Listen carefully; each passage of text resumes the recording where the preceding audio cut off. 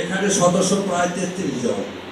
আসলে এখন তো একটা প্রোগ্রাম করলে কারো বেতন নাই, কিভাবে চলবে? আমি অনুরোধ করব এই প্রতিষ্ঠানটি একটা পেজ খুলবো এবং এখানে কিছু কম্পিউটারের দরকার এবং আমরা একটা ইউটিউব চ্যানেল খুলবো, যেন এই ফটো জার্নালিস্ট অ্যাসোসিয়েশন একটা পরিবার যেন সারা জীবন এখান থেকে কিছু করে খেতে পারে।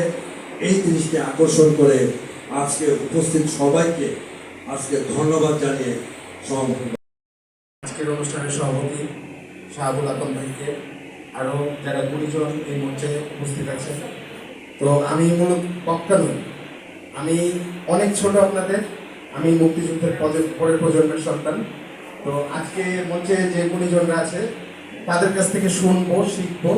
এর জন্যই আমি আজকের এই প্রোগ্রামে এসেছি।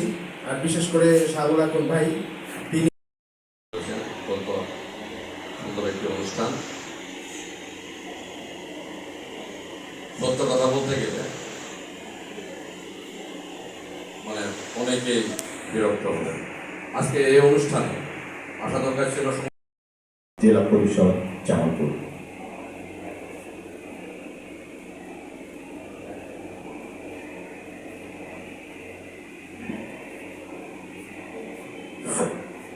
Hello,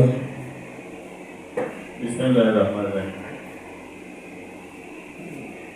Bangladesh photo journalist association Jamalpur আজকে তাদের জেলা অফিস উদ্বোধন, প্রবীণ সাংবাদিকদের সম্পাদনা। এই অনুষ্ঠানের সভাপতি 25 জনের আহ্বায়ক শাহাবুল আতম, আমাদের আমির রায়হান সাহেব, আমার প্রতিষ্ঠানের সমাজের সভাপতি, কেন্দ্রীয় কমিটির নেতৃবৃন্দ এবং বিভিন্ন